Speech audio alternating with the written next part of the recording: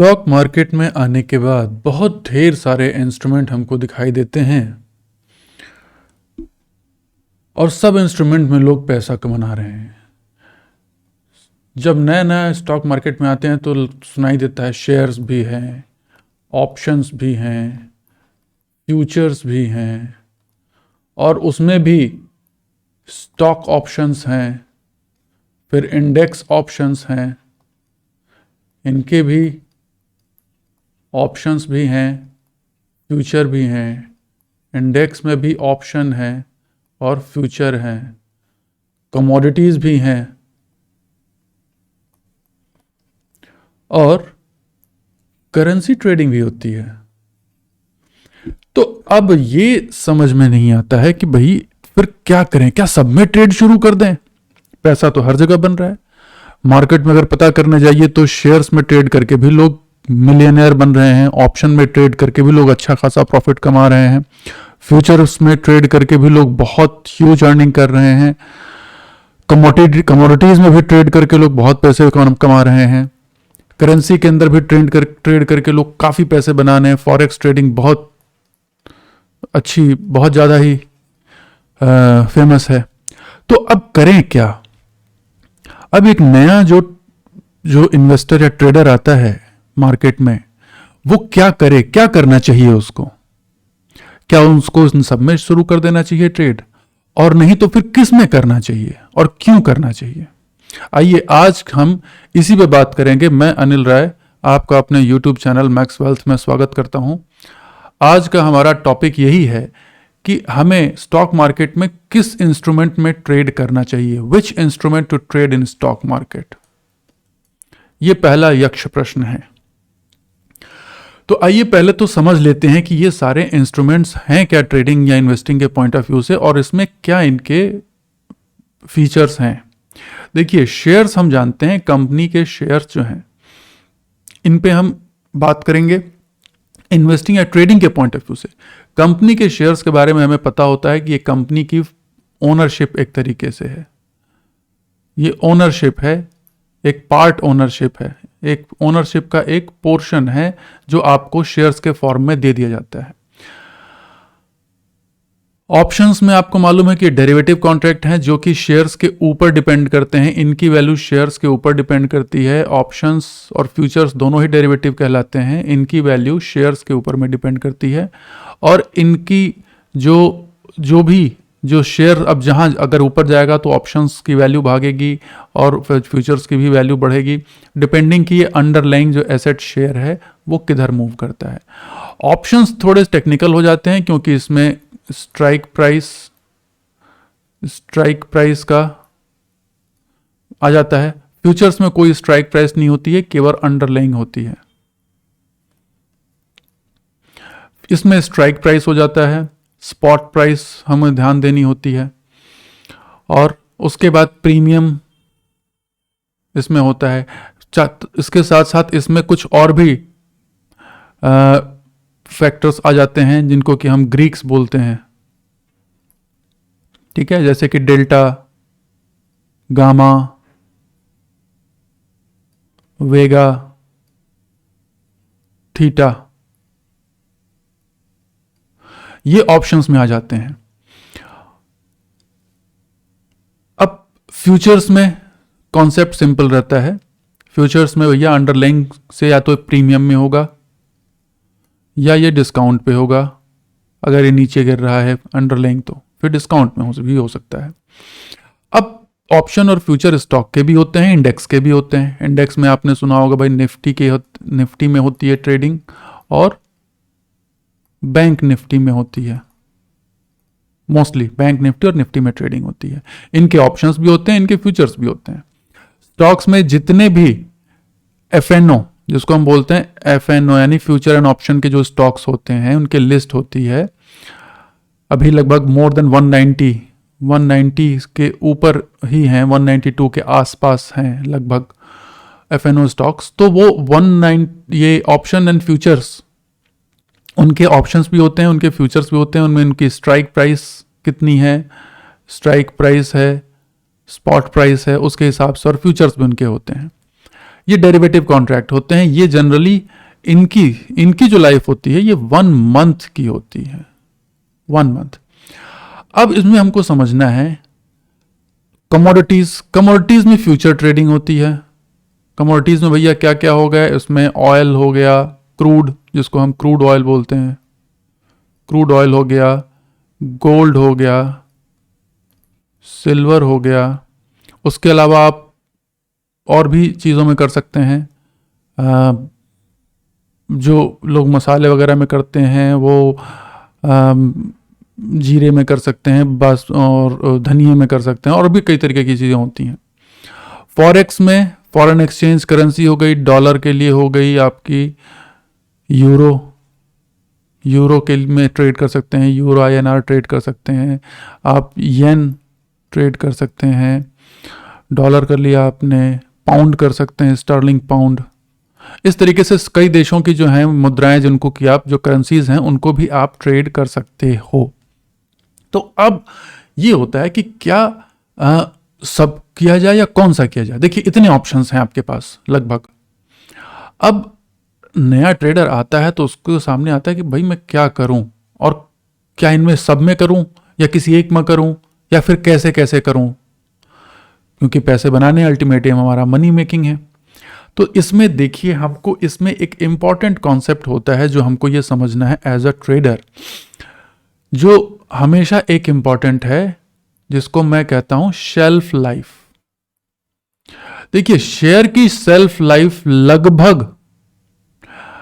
लगभग शेयर की self life जो होती है ना, वो हम इसको मान के चलते हैं कि वेरी लॉन्ग, मतलब जब तक कंपनी है, जब तक कंपनी में गोइंग कंसर्न कॉन्सेप्ट है ना, गोइंग कंसर्न मतलब जब तक कंपनी जिंदा है, चल रही है, तब तक इसके शेयर की वैल्यू बनी रहेगी।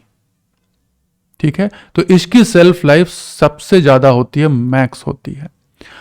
अब ऑप्शंस में शायद प्रॉब्लम यह है, स्टॉक ऑप्शंस की बात करें तो स्टॉक ऑप्शंस की जो लाइफ होती है वो 1 मंथ की होती है। यहां पे ये एक्सपायर हो जाते हैं, 1 महीने के बाद इनकी वैल्यू 0 हो जाएगी, अगर स्पॉट प्राइस, अगर अंडरलाइंग की प्राइस उस जगह या उसके ऊपर नहीं गई तो।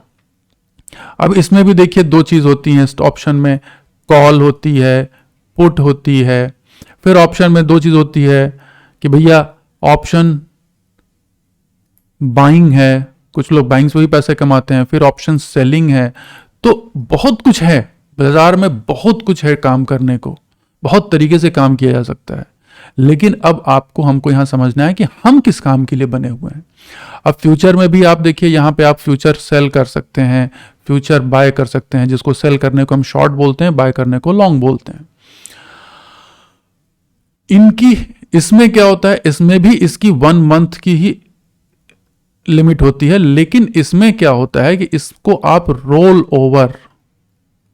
रोल ओवर कर सकते हैं। यानी कि 1 महीने बाद अगर लगता है कि आपको पोजीशन को कैरी करना है, आप उसको कैरी करना चाहते हैं आगे, तो आप क्या कर सकते हैं कि अपनी पोजीशन को रोल ओवर कर सकते हैं, यानी प्रेजेंट मंथ की पोजीशन को वाइंड अप करके नई पोजीशन क्रिएट कर सकते हैं अगले महीने की।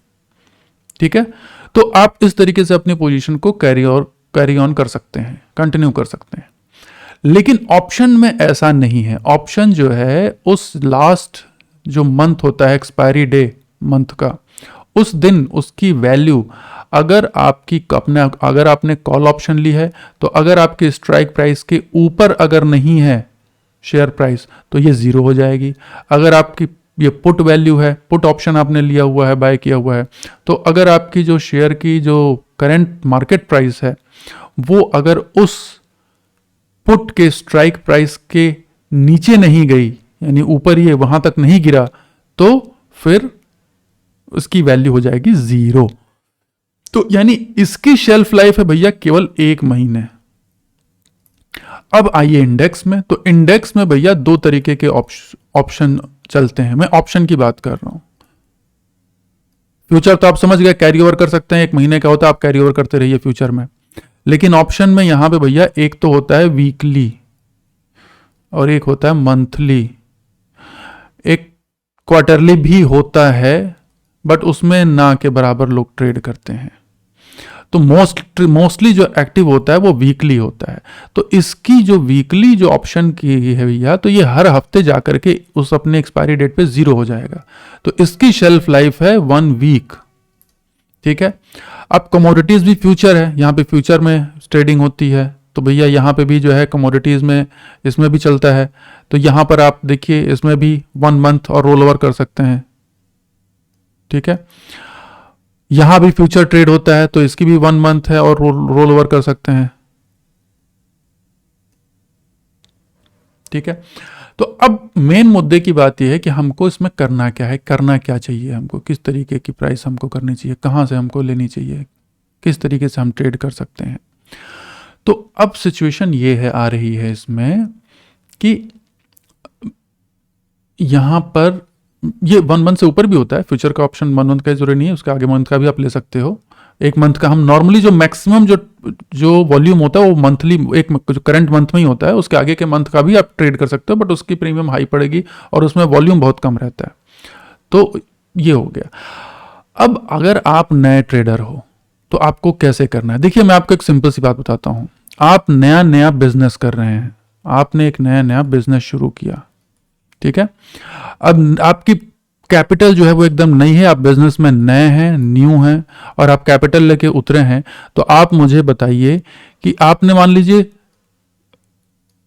सामान को बेचना है अपने को, तो आप किस बिजनेस को प्रेफर करेंगे, आपके लिए कौन सा बिजनेस सुटेबल है। पहली बात, आपका बैकग्राउंड, आपकी नॉलेज क्या है, आपका नॉलेज लेवल क्या है। फिर उसके बाद आपका बैकग्राउंड क्या है। ठीक है। आप किस सेगमेंट को, इसको हम बोलते हैं ना सेगमेंट अंडरस्टैंडिंग, किस सेगमेंट की आपकी अंडरस्टैंडिंग है। ये इतने सेगमेंट्स हैं, आपकी किस सेगमेंट की अंडरस्टैंडिंग है। ठीक है। और आपका एक्सपीरियंस, किस सेगमेंट में आपको प्रायर एक्सपीरियंस है। फिर गाइडेंस, आपको किस सेगमेंट में आपको गाइडेंस मिल रहा है भैया। और साथ में ये शेल्फ लाइफ भी इंपॉर्टेंट है, क्योंकि आपकी स्ट्रेटजी इस पे बहुत डिपेंड करती है। अब देखो, अगर आप बाजार में नए नए हैं, अगर आपने मान लीजिए एक वेजिटेबल का बिजनेस शुरू किया, अब आपको पता है कि भाई ठीक है, ये वेजिटेबल बिजनेस में भाई आपके पास बहुत तरह के, या फ्रूट्स बेचने का आपने काम शुरू किया, तो आपके पास पता है कि हाँ ठीक है, कई तरह के फ्रूट्स आप सेल कर सकते हैं। लेकिन उसमें आप देखिए एक एप्पल भी है और एक हाफूस आम भी है। हाँ, फिर आप वेजिटेबल में वेजिटेबल भी सेल कर सकते हैं, आलू सेल कर सकते हैं। तो अब उसमें क्या है कि आप देखिए हाफूस आम में सबको पता है प्रॉफिट बहुत ज़्यादा है, लेकिन उसकी शेल्फ लाइफ 1 वीक की है। अगर 1 हफ्ते में आप उसे नहीं बेच पाए तो आपका सारा का सारा इन्वेस्टमेंट हो गया 0। ठीक है। और वहीं पे शेयर जो है वो भैया हमारे आलू हैं, वो पड़े रहते हैं, आप उसको रखे रहो वो पड़े रहेंगे, वो जल्दी खराब नहीं होंगे, तो वो बहुत समय तक चल सकते हैं। तो आप अभी नहीं बिका कोई बात नहीं, अगली बार बिक जाएगा, तो उसकी जो शेल्फ लाइफ है वो लंबी है। तो कहने का मतलब यह है कि अगर आप नए हैं, अगर आप बिजनेस की अगर आपको ट्रिक्स एंड टैक्ट्स, अगर आप उसमें एक्सपर्ट नहीं हैं, तो भैया आप वही काम करो ना जिसमें सेल्फ लाइफ अच्छी हो। हाँ, आपने कोई सामान, वो सामान आप खरीदो बेचो जिसमें कि जिसकी सेल्फ लाइफ अच्छी हो। आपके पास वो सामान अगर बहुत दिनों तक नहीं भी बिका तो वो खराब नहीं होना चाहिए, ताकि जब मौका मिले तो आप उसको बेच सके, तो आपके पैसे नहीं डूबेंगे। ये चीज होती है शेयर्स में। शेयर्स देखिए, अगर आपने कोई चीज ली, शेयर लिया और उसकी वैल्यू मान लीजिए किसी वजह से क्रैश हो गया और कोई रीजन से वो गिर गया, तो अगर कंपनी ठीक ठाक है, अच्छी है, कंपनी में कोई इनहेरेंट वीकनेस नहीं है, तो समझ लीजिए कि एक न एक दिन वो अपने, जब पूरा मार्केट रिकवर होगा तो वो शेयर प्राइस भी आपकी रिकवर होगी और आपकी कॉस्ट के ऊपर या कॉस्ट तक आकर के आपकी कैपिटल तो एटलीस्ट दे जाएगी, और अगर अच्छी रही तो फिर आगे प्रॉफिट भी दे जाएगी। शेयर के केस में केवल तभी पैसा डूबता है जब किसी कंपनी की कंडीशन ही बहुत खराब हो और कंपनी एकदम दिवालिया हो जाए, तभी पैसा डूबने की संभावना रहती है। तो ये खरीदते समय केवल आपको ध्यान रखना है कि कंपनी की फाइनेंशियल कंडीशन खराब नहीं हो। लेकिन ऑप्शंस एंड फ्यूचर्स में, जिसको डेरिवेटिव मार्केट बोलते हैं, ऑप्शंस एंड फ्यूचर्स में आप देखो, ऑप्शंस में तो सेल्फ लाइफ भैया केवल 1 वीक की होती है बायर के लिए। तो ऑप्शन बाइंग आपको मैं कभी नहीं कहूंगा कि ऑप्शन बाइंग में आप तुरंत कूदिए। ऑप्शन बाइंग में है, ऑप्शन बाइंग में भैया सारा का सारा जो एज होता है ना, वो सेलर की तरफ होता है, ठीक है, क्योंकि इसकी वैल्यू जो है हर हफ्ते गिरती रहती है, एक हफ्ते में एवरीडे गिरती रहती है, उसको 5 दिन के अंदर में जीरो हो जाना है। तो हम ऑप्शन बाइंग पे एक अलग पूरा वीडियो बनाएंगे किस तरीके से उसमें करना चाहिए, लेकिन आज हम एक ब्रीफ इंट्रोडक्शन दे रहे हैं। तो वो बाइंग में आपको एक हफ्ते की वैल्यू, एक हफ्ते में वो जीरो हो जाएगा। तो भैया ऐसे में क्यों, अगर आप नया नया पैसा लेके आ रहे हैं, जब तक आपको पूरी एक्सपर्टाइज नहीं है, आपको एक्सपीरियंस नहीं है, तो इसमें आप मत घुसिए। इसमें आप तभी घुसें जब आपको इस सेगमेंट की पूरी समझ हो जाए, क्योंकि यहाँ पे अगर फास्ट मूव अगर नहीं होगा तो आप 1 वीक के अंदर अंदर जो है वो आपका ऑप्शन वैसे ही जीरो हो जाएगा। सेलिंग के केस में तो कहेंगे भैया जब सेलिंग में एडवांटेज है तो फिर सेलिंग में क्यों नहीं हम कर लेते हैं। बहुत अच्छा भैया, सेलिंग में जो है ना, जो रिस्क होता है ना, आपका रिस्क वो अनलिमिटेड होता है, ठीक है। सेलिंग में आपने अगर सेल किया और अगले दिन मार्केट गैप अप या गैप डाउन खुल गया तो भैया आप जो है ना लुट जाएंगे, आपकी पूंजी हो जाएगी जीरो ही नहीं होगी, आप माइनस में चले जाएंगे, आपको अपना सब दे करके, क्योंकि आपका रिस्क अनलिमिटेड है। तो आपका M2M लॉस इतना ह्यूज हो जाएगा कि आपका ब्रोकर ही आपकी पोजीशन काट के और आपसे डिमांड करेगा कि भैया अब मुझे पैसा दो इमीडिएटली, चाहे कहीं से भी लाओ। तो जो घर वर बिकने की कहानी होती है ना, वो सेलिंग में आती है कि है ना, देखते हैं ना कि उन्होंने ट्रेड में इतना बड़ा लॉस कर दिया कि उनका घर बिक गया, दिवालिया हो गए और कंगाल हो गए, सारी घर की भी पूंजी चली गई। वो ऑप्शन सेलिंग में है। तो भैया मैं कभी नहीं कहूंगा कि आप लोग ऑप्शन सेलिंग में जाएं, ठीक है, इतनी जल्दी अभी, क्योंकि वो कर रहे हैं ऑप्शन सेलिंग में बहुत पैसा और बहुत बना रहे, बड़े बड़े सारे इंस्टीट्यूशन ऑप्शन सेलिंग करते हैं, लेकिन भैया उनके पास सब एक्सपर्ट ट्रेडर्स हैं और वो उनके पास बहुत बड़ा फंड है अपनी पोजीशन मैनेज करने के लिए। वो बहुत तरीके से उसकी हेजिंग करते रहते हैं, जिसकी वजह से उनको नुकसान नहीं होता है।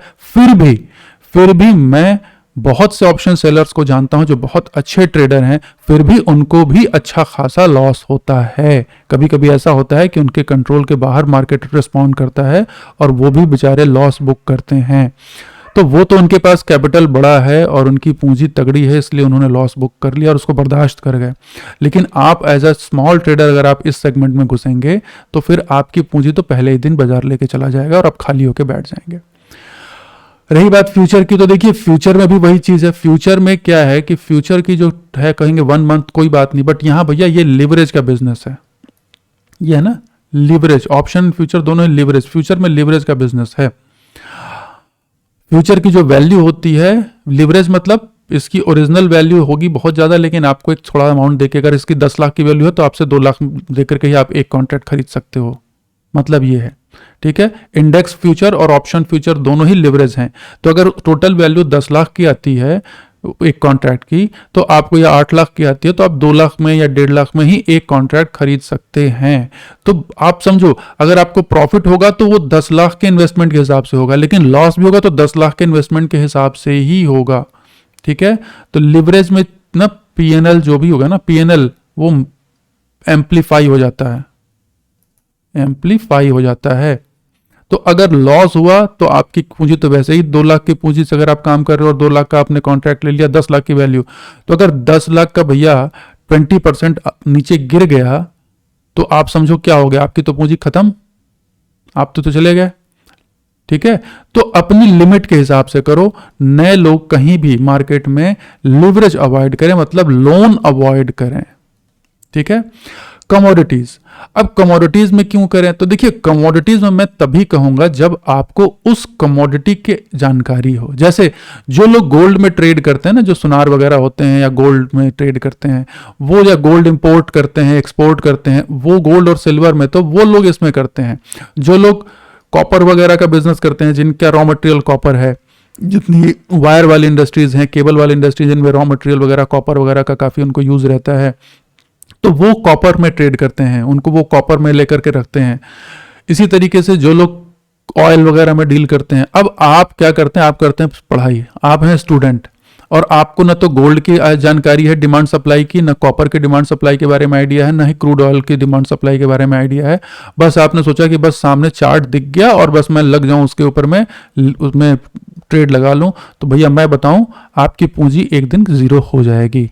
You will blow your money, ठीक है, you will blow your account and ultimately you will return empty handed, सिर पीटते हुए कि ये तो सब गैम्बल है, ये सब जुआ है। नहीं, मार्केट जुआ नहीं है, आपने बेवकूफ़ी की, आपने गलतियां की, तो ये आप ध्यान रखो, ये नहीं करना है, ये एकदम नहीं करना है। जिस सेगमेंट की आपको, ये सेगमेंट अंडरस्टैंडिंग, जिस सेगमेंट की आपको जानकारी नहीं है उसमें अभी आप मत घुसो। हाँ, अगर आपकी फैमिली में कोई बिजनेस होता है, भाई किसी का जीरे का बिजनेस है, किसी का सौंफ का बिजनेस है, किसी का काली मिर्च का बिजनेस, मसाले का काम करते हैं, तो वो मसाले में ट्रेड कर सकते हैं। किसी के घर में आयरन सीमेंट स्टील की फैक्ट्री है तो वो आयरन सीमेंट में ट्रेड कर सकते हैं भैया, आयरन में। किसी को ऑयल के बारे में अच्छी जानकारी है, उसकी फैमिली में वही बिजनेस होता है, तो वो वहां से उसको पता है सारा चीज, तो वो इस कमोडिटी में ट्रेड कर सकता है। अब रही बात करेंसी, तो करेंसी में क्या ट्रेड कर लें भैया? करेंसी में भी ट्रेड करने में सेम यही चीज है। अगर आपको इसकी डिमांड सप्लाई के बारे में आइडिया है, ठीक है, कि कब क्यों इसकी वैल्यू बढ़ रही है, क्यों इसकी वैल्यू घट रही है, अगर आपको ये जो कहते हैं ना इंटर इकोनॉमिक फैक्टर्स के बारे में, अगर आपको मतलब इंटरनेशनल आपको फाइनेंस जिसको कहते हैं इंटरनेशनल फाइनेंस के बारे में आपको अंडरस्टैंडिंग है कि क्यों किस तरीके से जो है ये करेंसीज ऊपर नीचे होती हैं, तो ये आपको समझना पड़ेगा उस कंट्री की जीडीपी कैसी है जिस कंट्री में ट्रेड कर रहे हैं, क्यों उसकी वैल्यू बढ़ेगी, क्यों डॉलर की वैल्यू बढ़ेगी किसी दूसरी के मुकाबले। मान लीजिए आप आईएनआर और डॉलर में ट्रेड कर रहे हैं, तो भैया इंडियन इकोनॉमी, इंडियन करेंसी के मुकाबले डॉलर क्यों बढ़ेगा या क्यों घटेगा, ऐसी कौन से फैक्टर्स हो गए, क्या इंटरेस्ट रेट में फर्क आ गया, आपको दोनों कंट्रीज के इंटरेस्ट रेट की समझना होगा, इंटरेस्ट रेट आपके दोनों कंट्रीज की क्या हैं, फिर उसमें किस तरीके से फ्लक्चुएशन आ रहा है। ऐसे बहुत से इकोनॉमिक फैक्टर्स हैं जिनको आपको समझना होगा, ठीक है, इस currency market, currency forex trading के लिए। ये नहीं कि बस आपने चार्ट देख लिया और बस देखा कि हाँ हाँ ये तो बस MACD ने कह दिया और ये मूविंग एवरेज क्रॉस कर गया और बस हमें यहाँ पे बाय कर लो। नहीं, अगर आप इस तरीके से करोगे तो बहुत लंबा सरवाइव नहीं कर पाओगे, मैं आपको बता रहा हूं। ये इतना सिंपल नहीं है पैसा बनाना कि बस वो सामने चार्ट दिख गया। अगर ऐसा होता तो बस वो मूविंग एवरेज देख करके लोग अब तक बिलियनर बन गए होते लेकिन फिर भी सबके पास मूविंग एवरेज है, सबके पास वही MACD है, लेकिन फिर भी केवल 98% लोग डूबते हैं और केवल 2% लोग मार्केट में पैसा कमाते हैं, ठीक है। तो ये इतना सिंपल नहीं है। हाँ, ये एक चीज है, इसमें क्या है, इसमें आपको बिजनेस समझना है, ठीक है। ये हमारे लिए सबसे इजी होता है कि हाँ भैया ठीक है, टाटा है तो हम देखते हैं कि हाँ टाटा की गाड़ियां बिक रही हैं, ये हमको समझना आसान होता है। फिर उसके बाद हमको पता है यहाँ टाटा कंपनी है तो डूबेगी नहीं, रिलायंस है तो डूबेगी नहीं, ठीक है, TCS है तो डूबेगी नहीं, ठीक है, इन्फोसिस है तो भैया अच्छा काम कर रही है, डूबेगी नहीं। तो ये सब कंपनियों के शेयर अगर आप खरीदते हो तो अगर मार्केट गिर भी जाता है, इनकी शेल्फ लाइफ इतनी ज़्यादा है कि वो आपको लॉस नहीं देगी, ultimately at the end of the day profit ही दे करके जाएगी। तो अब हम ये कह सकते हैं, अब आप समझ गए होंगे कि कब कौन सा इंस्ट्रूमेंट ट्रेड करना चाहिए। हाँ, अब कहें कि क्या इसमें फिर ट्रेड ही नहीं करना चाहिए? नहीं, ये बात जितनी भी मैंने कही, ये मैंने बिगिनर्स के संदर्भ में कही है, ठीक है, ये बिगिनर्स के संदर्भ में है। जब आप एक्सपीरियंस्ड हो जाएं शेयर ट्रेडिंग में, जब आपको शेयर की चाल समझ में आ जाए, डिमांड सप्लाई का गेम समझ में आ जाए, आपको जब ये समझ में आ जाए कि हाँ किस मोमेंट में शेयर बहुत तेजी से बढ़ता है, किस मोमेंट में शेयर बहुत तेजी से गिरता है, आप इतने एक्सपर्ट हो गए हैं, तब आप उसके बाद ऑप्शंस एंड फ्यूचर्स में जाइए, अपने प्रॉफिट को एम्पलीफाई करिए। फिर आप अगर इंडेक्स में, अगर आपने इंडेक्स की चाल पकड़ ली तो फिर आप इंडेक्स में ऑप्शन एंड फ्यूचर्स में ट्रेड करिए, ठीक है। आपकी कैपिटल अगर बड़ी हो गई तो आप पहले तो बहुत ही स्मॉल अमाउंट से, 1-2 लॉट से ट्रेड करके अपने को सीखें कि भाई सेलिंग या बाइंग में किस तरीके से आपका एज बन रहा है, और अगर आपकी एज बन जाती है जब, तब फिर आप सेलिंग या बाइंग में एंट्री लें। वो भी मैं एडवाइस करूंगा कि किसी मेंटर के गाइडेंस में करें, अदरवाइज ये बड़े खतरनाक हैं। बाइंग में तो देखिए 90% टाइम्स मनी बनती नहीं है, और सेलिंग में 90% टाइम मनी बनती है, बट 10% टाइम्स में जो लॉस होता है वो 90% के प्रॉफिट को खा जाता है। और बाइंग में 90% टाइम्स आप लूज करते हो और 10 10% टाइम्स जो पैसा बनता है वो लगभग आपके 90% को मीटअप भी शायद नहीं कर पाया। तो इसलिए दोनों ही रिस्की कंडीशंस हैं। कमोडिटीज में मैंने बता दिया, अगर आपका बैकग्राउंड है तो फिर ठीक है, बैकग्राउंड नहीं है तो अवॉइड करें। फॉरेक्स में अगर आपको इतनी समझ आती है तो ठीक है, अदरवाइज अननेसेसरी न देखें, किसी का स्क्रीनशॉट देख के मत कूद जाएं कि भैया उसने तो डॉलर में इतना कमा लिया मैं भी कमा लूँ। नहीं नहीं, इतना सिंपल नहीं है। आप अपनी एक एरिया को स्पेसिफाई करें, एक एरिया में एक्सपर्टाइज करें। भैया देखो ऐसा है कि ज़रूरी नहीं है कि ये सब करके ही लोग कमाते हैं। बड़े बड़े ट्रेडर्स हैं, ऐसे ऐसे बिलियनर्स ट्रेडर्स हैं इंडिया में जो केवल शेयर मार्केट में कैश का काम और कुछ नहीं, ऑप्शन भी नहीं करते हैं, वो केवल मोटा वो कैश खरीदते हैं कैश में और रखते हैं, और उसके बाद भी वो बहुत बड़े इन्वेस्टर और बहुत ह्यूज अमाउंट जनरेट करते हैं, करोड़ों का पोर्टफोलियो है उनका। तो हम ये नहीं कह सकते कि नहीं नहीं, जब तक आप ऑप्शन, फ्यूचर या कमोडिटी और करेंसी में नहीं जाएंगे तब तक आप नहीं करेंगे, नहीं प्रॉफिट पैसा कमाएंगे। जब मैं आपको बोलूँ रियल जो मनी है, जो रियल जितने भी आप देखो, जितने वॉरेन बफेट हो गए या वो और भी जितने लोग हैं जो रियल इंडिया में जो है, और भी लोग हैं, राकेश झुनझुनवाला, केडिया जी हो गए, तो ये लोग जितने हैं, ये आप देखो ये लोग भी ट्रेडिंग भी करते हैं, नो डाउट, ये ट्रेडिंग भी करते हैं एफएन और ऑप्शन में भी करते हैं, लेकिन उनका मेजर जो रेवेन्यू है वो शेयर से आता है। हाँ, राकेश जी का जो है वो टाइटन की वजह से उनको बहुत ह्यूज उनकी कैपिटल बिल्डिंग हुई। इसीलिए आप इस एक एरिया में स्टिक करें, यहाँ पर अपनी समझ बढ़ाएं, अंडरस्टैंडिंग बनाएं और उसके हिसाब से ट्रेड करें। तो अब मुझे लग रहा है कि अब आपको समझ में आ गया होगा कि हमने जो किया है उसका निष्कर्ष क्या है। तो अब आप अपने विवेक के हिसाब से, अपनी समझ के हिसाब से, जितना हमें लगा हमने आपके साथ डिस्कस किया, आप अपने हिसाब से ट्रेड शुरू करें। आपको वीडियो कैसा लगा ये ज़रूर हमें बताएं। अगर आपको लगता है कि कुछ और टॉपिक है जिस पे हम वीडियो बना सकते हैं उसके बारे में ज़रूर बताएं। अगर आपको वीडियो पसंद आया तो ज़रूर इसे लाइक, सब्सक्राइब और शेयर करें, अपने दोस्तों के तक उसको पहुंचाएं, और ताकि ज़्यादा से ज़्यादा लोग इनको जानकारी मिल सके और ये उसका लाभ उठा सकें। ठीक है, बहुत बहुत धन्यवाद।